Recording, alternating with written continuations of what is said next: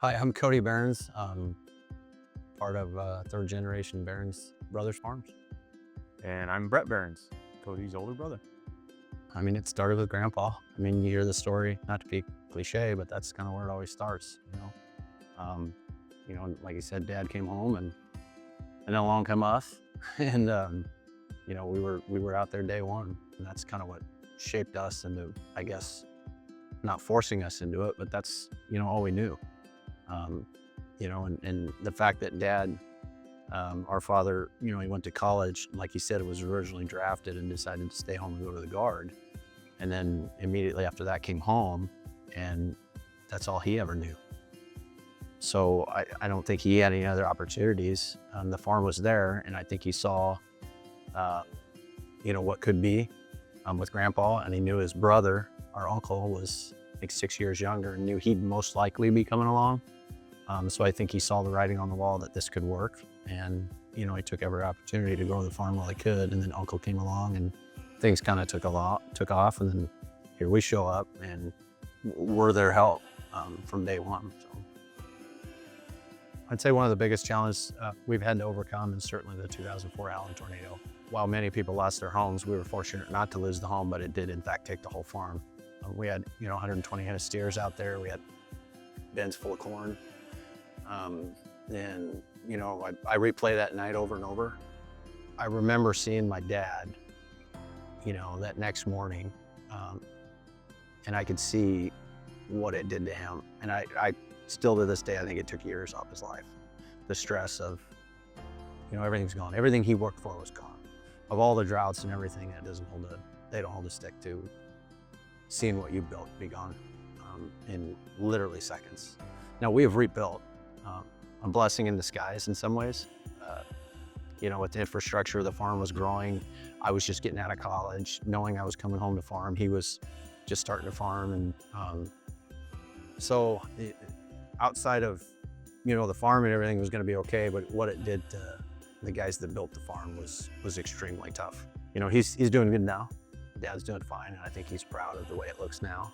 We talk a lot about Dad, but there was somebody behind the scenes as well. Our mother, I mean, she's still with us, and she's been a farmer's wife for 50 years.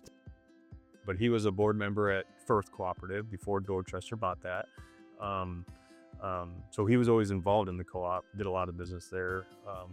I wish he did some business at Howland before Farmers Cooperative bought it, but once Farmers Cooperative bought it, we always involved. So I'd say as long as it's been in this area, it's been a part of our operation. And they'll do anything for you. And that holds a lot of value.